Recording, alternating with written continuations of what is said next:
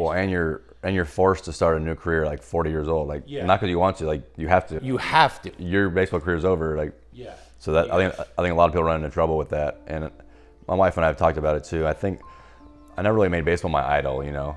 So leaving the game wasn't like devastating for me. It's like, yeah, I'll miss competing, but I knew it was time. I have 4 kids at 39 years old, my 15 season playing, so I knew it was time. But the hardest part for me was, obviously I knew, my last 3 or 4 years, it's getting close, but not one thing stood out what I wanted to do next. Good afternoon, everybody. Welcome to another episode of Kaizen Cast, Small Steps, Big Changes. I just want to introduce a very, very good friend and a retired Major League Baseball pitcher, and we're very blessed to have him. We actually live not too far from each other, and I asked him to come on, and he said no problem at all, and I'm so blessed to have him because we have a lot of the same values. And truth be told, my college roommate he played with, is that correct? You played with him, with Johnny Mack? Yeah, he played with my college roommate Johnny Mack, and I don't know if he'll remember this, but we were at the Little League Diamond, and his kids, I'm not even sure they were playing. It might have been his nephews were playing, or maybe it was his kids, and my son was playing, and we saw each other, and we started talking, and then one thing led to another, and here we are, and we're sitting down with Kaizen Cast, and we're going to chop it up today. So welcome, everybody. This is Josh Roenicke, and let me ask you this, buddy. Tell me, give me a little background since you were a little kid, because I know there's the family lineage of baseball in your career and in your family. So tell me what it was like growing up. Okay, so glad to be here, by the way. Thanks for having me. I was born in Baltimore, Maryland. My dad's with the Orioles back in the late 70s, early 80s. They had those phenomenal teams, which obviously I don't remember because I was young. We were there till I was 3 years old. He was still with the Orioles at the time, but I don't know how we got out to West, but my dad's from West Covina, Southern California. A realtor showed him a property in a house up in Northern California in the Sierra foothills between Sacramento and Reno called Grass Valley, very small town. Okay. And that's where we moved to. So from 3 years old, I grew up in that area till 18 before I went to college. So grew up in NorCal, dad's from SoCal, born in Baltimore. And that was 85, I think. And then he played 3 more years. I think it was hard. It's crazy for me to look back. Where was he in 80? Like, was he playing out in California? No, he was Baltimore, and then he went Yankees 86, Braves 87, 88, and so he was East Coast. We were West Coast. And that's part of the reason he retired. And for me to think back, he was 33 when he retired. So plenty of mileage left. Almost that's close to being your peak, like physicality wise for a man. But absolutely. Being a dad now, and when I was playing, there's no FaceTime. There's no mobile phones. No. It's just landline and letters. And so I think he wasn't playing much, and he had 3 boys and his wife back home on the West Coast across the country, time change, all that, not seeing us, and you're not playing, like, you start questioning things like, should I be here? And so he retired at a young age, and I think he wanted to get back into it, and then, a few years have passed, and now he's probably too old to someone to take a flyer on, but, he went home and jumped into coaching us every sport, all 3 of us. So he retires at 33, right? Did he have to go back? Did he have to go back to work again? Yeah. So he coached all our teams, and then I think when he, my mom and him talked, and he wanted to get back in the game and play, but no one was willing, so he went straight into scouting from there and was a pro scout for the next 20 years. Oh, okay. Yeah. Oh, so he never got out of the game.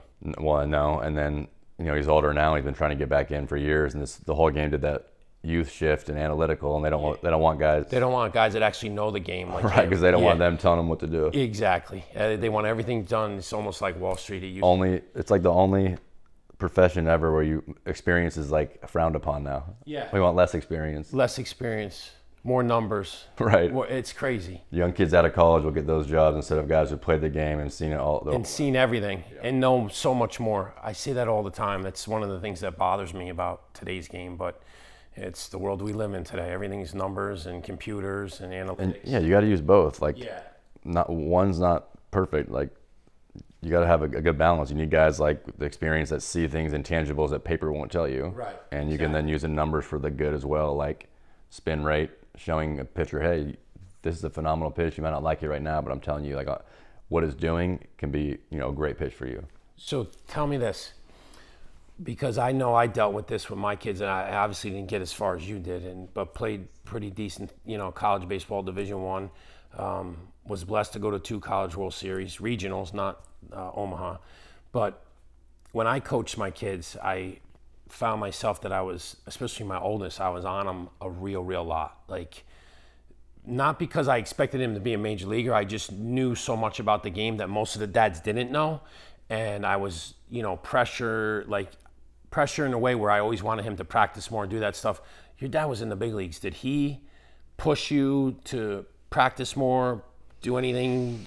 Like, I'm always curious about that. Like, no, I think it was different back then. Like we were talking about earlier, like you were just kids back then. So it wasn't so serious for parents to say, we want you to succeed. We're going to travel ball this, travel ball that, make sure you're doing this. It's to be a kid as long as you can almost. Yeah. And with the great thing about my dad is he loved every sport. So he played every sport his whole life, played all 3 major sports in high school, all 4 years. I did as well. So did I. And then he played, he's going to go to BYU for football. He was a great receiver, and then he got drafted in baseball. But he always told me, he's like, play every sport you can as long as you can. So for me, I took that and flew with it. I played, 4 or 5 sports when I was younger. Get to high school, you can only do 3 really because they kind of run into each other. So I played football, basketball, baseball. Yep, and then football and baseball in college for which is unbelievable because 3 years together. He went to UCLA. We're not talking a small time college. And he played, you played wide receiver. Yeah, punt returner. Went there. I was a quarter. So I was a really good quarterback in high school. Went there as a quarterback. Turned down some smaller schools. It's hard to regret now because of the way things worked out. But went there, redshirted. They moved me to receiver, and then made every practice squad.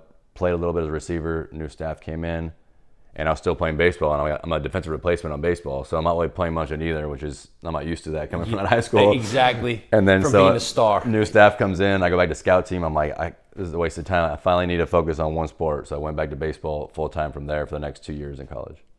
That's incredible. And then right after that, what year did you stay all 4 and got drafted? I was 5 years. 5 years because you 3 years football, 3 years football, and then 4 years baseball. And so I was center fielder, leadoff hitter my junior year, center fielder 2 years, my last 2 years, and then talked myself into John Savage let me pitch a little bit. He didn't like it at first. Junior year we had a terrible team. We had we went 15-41. Didn't throw me 1 inning though, and I told him, hey, I can pitch a little bit. Senior year, my last year there. I walk in the office like, hey, I can help our bullpen out. I know I can throw. And then started throwing a fall ball and dominating. And he made me set up, man. So I would be in center field, and he'd come out. I'd run in from center to the mound. Get on the mound. Face guys, and then go back there. Go back out to center. Yeah. I did that in high school at third. Yep. So obviously, again, next level athlete that you are and be able to do. Because if most of you don't understand that, to play at that level, at the Division I level and where he played, to do 2 sports, there's not too many guys that and do it well is something very special. You were blessed with a lot, and but obviously you worked very hard at it, and you didn't give up your determination to That's one thing that I always think about for myself. I didn't have much failure going through high school, and not even in college until the time came for the draft. And you experienced a little bit of failure. Not getting on the field right away, not playing on either side, baseball or football, but you just worked harder. And that's one of the things I think people don't understand is how much hard work you have to do behind the scenes to get out on that field and play either one of those sports. And it's just, you have to, sports is always a part of my life, so it's I'm going to do it until I can't. Right. The only way it was going to stop is if I quit. Right. So I just kept playing baseball. Now I'm focusing on one sport for the first time in my life, so I started getting better in that. And sports in general, and for I always tell kids, if they don't make it, it's fine. Sports, you're told you need to be here this time, do that. If you don't do it, you're running, or your teammates are running. Exactly. There's a lot of responsibility in sports. Yeah, and accountability. And so for me, with starting pitch, then I had a good arm. Team started looking at me. No one looked at me as a hitter. I was a really good defensive player, so I was as good as it comes in the country defensively. Right. But I never had pop. My dad built just like me, had incredible pop. I never had that aspect. I don't know why. It's hard to explain. Yeah. So I could kind of hit singles, doubles, but no pop at all. But had a really good arm. Threw guys out from the outfield, made diving plays, translated to the mound. Right away, it didn't. It was 89, 91, low 90s, which doesn't stand out to anybody. Yeah. Then every outing you start getting a little better. We play Stanford on a Friday night, hit 95. So now scouts are like, who's this guy? Because I have a young arm. I haven't been pitching much. So for them, that's a fresh arm. Let me ask you this. This is interesting. So do you think it was just, do you go back and say, wow, the pitching coach at UCLA really helped me, or it was just you needed time to the mechanics part, and sure there was a lot behind all that too, right? So, and I didn't know much about mechanics, and John Savage is the pitching coach. He definitely helped me. He's giving me the things that are going to work, and then as I'm implementing them more, your body starts connecting. Like when you're off or your velo's not there, it's disconnection. You want everything to work together and connect. So right away, one thing's going early, and so now I'm all arm. It's like the golf swing. 100%. And baseball swing. That's probably why I didn't have power, is I'm disconnected with my swing, so I'm using all upper body to, and hips have to be, the rotation's the biggest part. Yeah. So I think that with the tutelage with him, and then just repeating, just started throwing harder and harder, and then teams started looking at me, and the Cincinnati Reds drafted me in 2006 in the 10th round after only 10 innings in college baseball. That's incredible. You're just a flat-out athlete, though, to be able to do that. And here's the other thing. They were probably like, you know what? His arm is so live right now. He's barely been used. No mileage on it, right? No mileage. Right. We don't have to worry about any injuries, right? Like, so why not?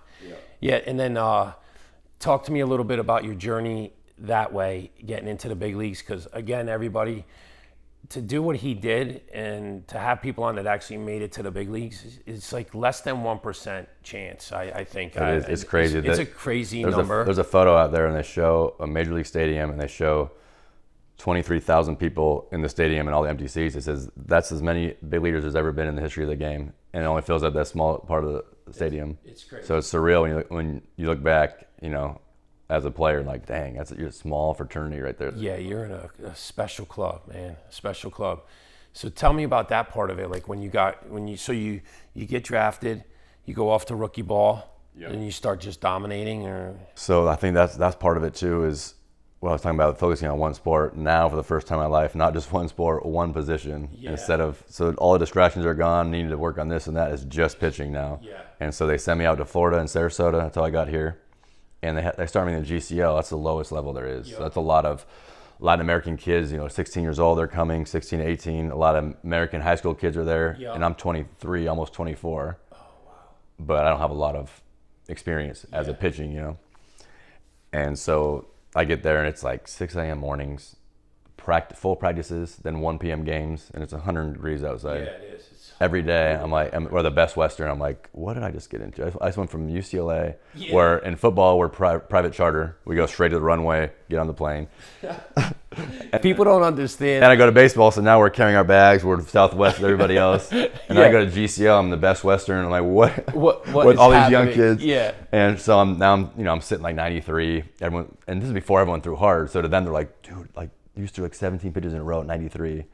And I don't feel like I'm trying to throw as hard as I can, but to them it's like incredible. And so I dominate that GCL league, get thrown to rookie ball. And now it's all college kids, Fullerton guys I played against. So these names I know. So and we had a stacked team too.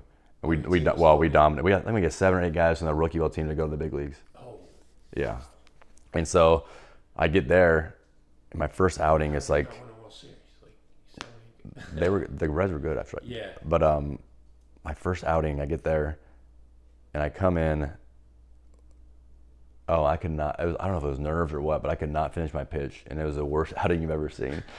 I think it was 5 walks, 6 runs, 2 hits, 0 outs. So now I have an infinity ERA. Just the catcher came out like 3 times. Shortstop, I'm like, I can't fix it. Like it is so. It's the easiest thing from an outsider to see, but I can just every pitch I'm standing up on it, and the ball every ball's up here, ball.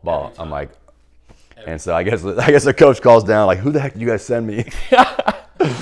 And then so the next outing I do better, and then from there on I just wipe everybody out from there. It was a closer, had the most saves in the team, throwing harder and harder, and then go to instructional league. So a lot of the older guys that they want to see again, we go to. So we're back in Sarasota in October. Meet my wife, future wife. So she's at the daiquiri deck. We stayed right behind the daiquiri decks. We're there all the time. Meet her.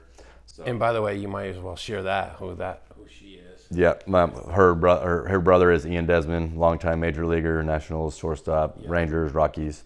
Great guy. Yeah, very great guy. Has a Newtown connection. A nice, awesome program out here to help underprivileged kids, and show them finances and sports and all that. It's great, by the way. I donate to it. It's a great program. Yeah. And so instructs, now I start throwing harder and harder there. And now I'm on the radar for like prospects.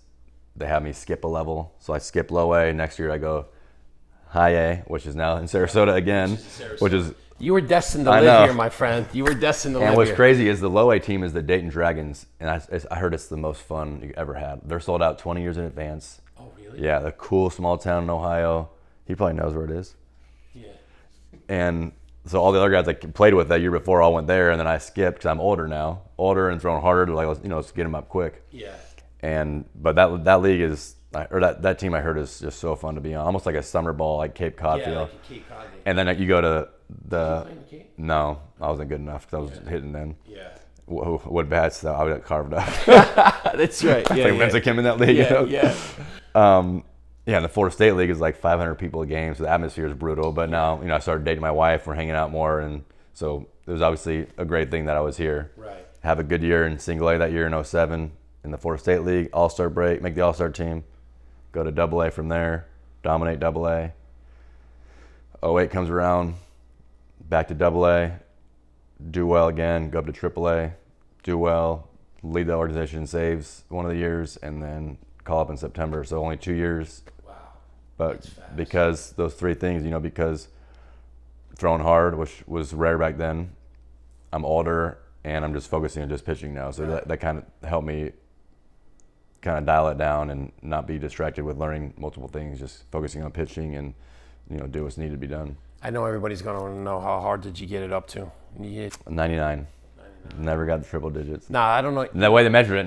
Here's I was gonna say to you, like, again, we're old. I'm 10 years old. And I know you're 42. I'm 52. So like, the radar guns might have been a little skewed back then. I think the way they measured it were different. Yeah. The way they measure where the ball, how they measure it, or where it comes out of. Like halfway. Yeah. Now it's out of the hand or something. Out of the hand, and then they know it's 100. Like. But they're also telling me back then. I mean, every spring they're telling us, it doesn't matter how hard you throw, like command the ball, pinpoint, throw what you want. Yeah. You can't make the team in a bullpen, this and that. So they're like taming us back. And then fast forward to 2016, I'm back in the minor leagues throwing sidearm this year. We can get there later, but I'm just giving an example. I'm throwing sidearm, and I'm new at that, so I stay to the extended season in spring to work on things. Right. They have all their young guys with a radar gun, crow hopping down the mound. Throwing as hard as yeah. I'm like, you guys told me 10 years ago. You told me 10 years ago. I'm like, when I had the great arm, you're telling me to tame it. And now and try to hit now a my spot. arms, I'm older now, but now we want to see how hard everyone can throw. Isn't it terrible crazy? timing. Yeah, timing's everything in life, right? Yeah, so that's so you were there. Tell me a little bit more. So you went after the Reds. You got called up. Oh, wait, I know what I wanted to ask you. Most people, and I know because I do have some women that listen to the show. So if you don't mind me asking, did your wife follow you through, or does she have her own career along the way, or how did that all go? Well, so 08, I played. Yeah, she'd come out and visit me. She's working back here. And then 08, off season, I was always leaving off season back to California. She's here. And so in 08, she's like, she'll move out there with me. And then I leave though. So that's the hard part. I left. Now I'm gone 6-7 months, and she's with no one she knows. Some of my friends, like she stayed with a girl, Lauren, who I went to school with. And that's just hard, for women being that far away, not having their family and help when I'm gone. So 09 comes around, I moved to Sarasota, and I've been here ever since. We moved in together in 09 in Sarasota, in an apartment. Awesome. And got engaged that year, and then married the next year in 2010. Got it. And how many kids do you have? 4 now. 4. Yep. 3 girls and a boy. Our oldest, she's a girl. She'll be 13. Our boy will be... Actually, now it's all coming back. When we were at the Little League field, he was chasing his girls around the park. I remember this now, and I was like, oh, man, this poor guy. He's got 3 of them running around, and the little guy, yeah. Yeah, that's right. That's right. I do remember all that. Yeah, that's that's funny. So 08 ended, my call-up, which is cool. I was in Arizona. Dusty Baker's my manager. My grandma's there, parents. Nikki came out, my wife. All my buddies from back home were heckling me in the stands. That is so and cool. Dusty brings me in second and third, 2 outs in the 8th tie game, right into the fire. And my legs. That sounds like Dusty. My legs are, yeah. He liked me too, so he's like, let's see what you got. Let's see what this little boy got. My legs are shaking, and then I go 4-pitch walk. So now, which doesn't matter. Doesn't matter. Actually, it was probably first and second because it wasn't a great walk. Second and third would have been fine. 4-pitch walk, and then Adam Dunn comes up, my former teammate, hit him with a curveball in the foot. Go ahead run goes in, and then I strike out Mark Reynolds the next at bat. So I had my first walk, hit by pitch, and strike out on 1/3 of an inning. 1/3 of an inning. Yeah. You've seen it all. Yeah. You've seen it all. Tell me a little bit about Dusty.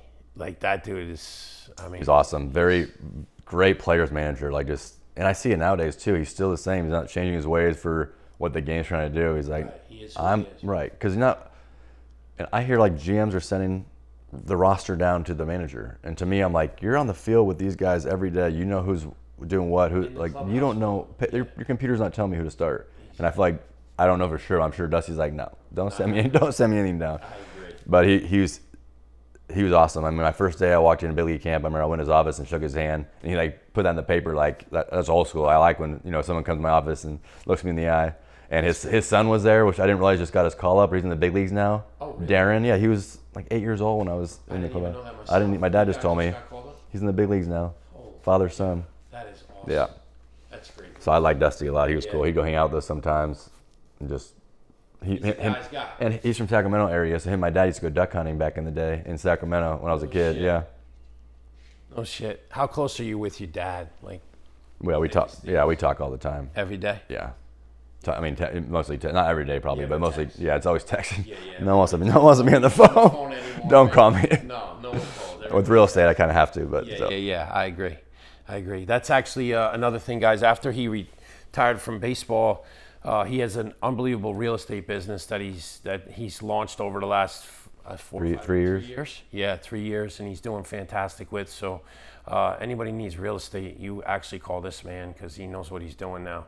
See, that's the one thing the other thing that people don't understand about playing professional sports, Major League Baseball especially, that your career ends at a very young age. And you have a lot of time on your hands. And as people know, I had a lot of time on my hands, and I had a lot of money in my hands, and I did very self-destructive things. And I'm not saying that most guys don't have an opportunity to do that, but there's a lot of guys that do what you did and actually, you know, turn it around and decide we're going to do something better. We're going to do real estate. Not that the hard part is that I think at any level, and tell me if I'm wrong, especially at the big league level, you came from, everybody knows who you are. You're a big leaguer, signing autographs every night.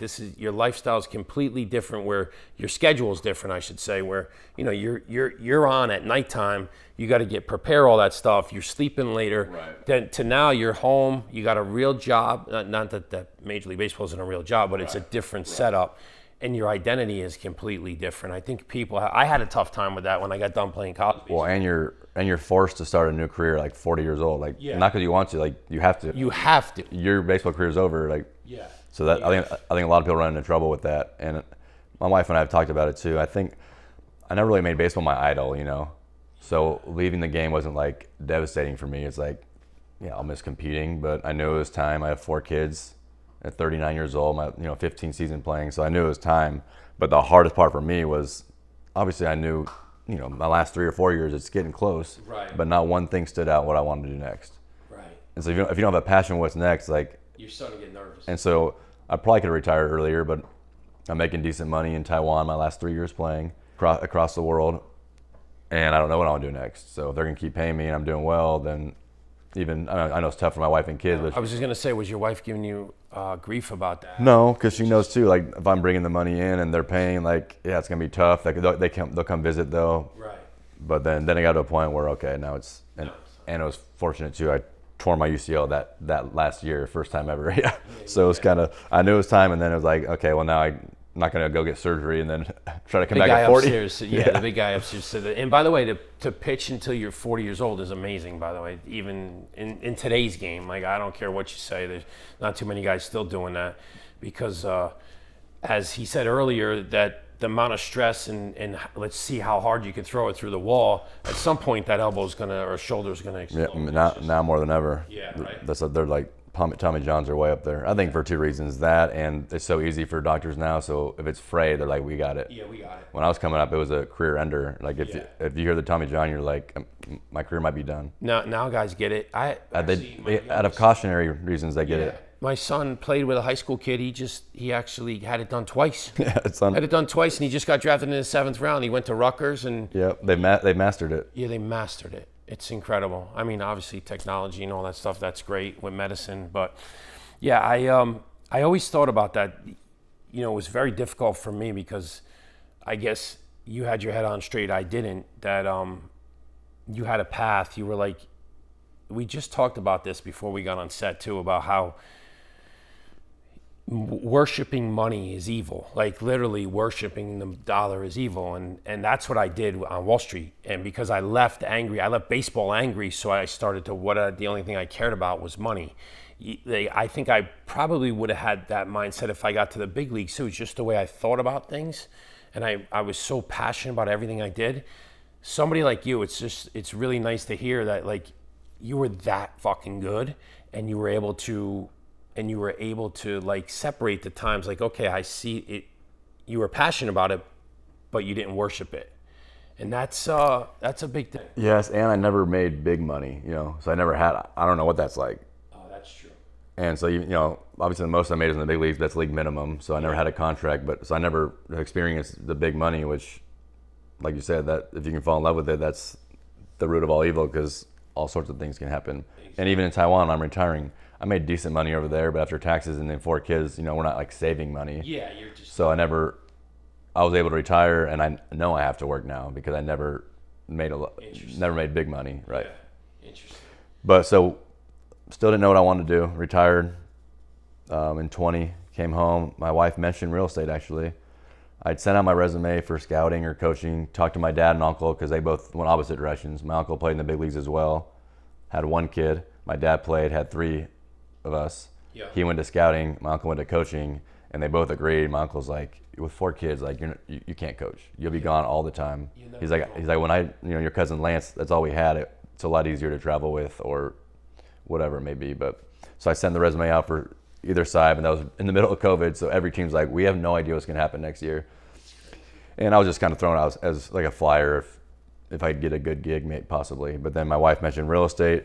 I'd always been intrigued with real estate, how people build wealth with it, and rentals and all that. And it's an easy opening to get licensed. So, you know, you do it online, you take the pre-licensing course, right. 61 hours in Florida, and then you take the state test and get your license. So started doing that right away. Got licensed in May of 21. And then now you're on your own almost because the test doesn't show you how to be a realtor, you know? Right. Realtor, I should say. Yeah, so I had a good mentor, Julie Franklin. She has a team out here, and she showed me the ropes. You know, it was just tremendously helpful in showing me, you know, what to do as a real estate agent. Are you worth the company or you're on your own? I've been a solo agent the whole time, but I had her. She had like a team, so she was under Fine Properties with her own. She's a great gig. Her own team, 8 of us under her, and then she helps us out and gets a little kickback from what we make. Awesome. And then I left, went to EXP for a little bit, and now I'm with LPT, which is my favorite by far. Like it's Robert Palmer's brokerage from Lake Mary. He's a big time lender. Oh, yeah, RP Funding. And so he started his own real estate company called LPT about 2.5 years ago, and it's flying. It's awesome. Yeah.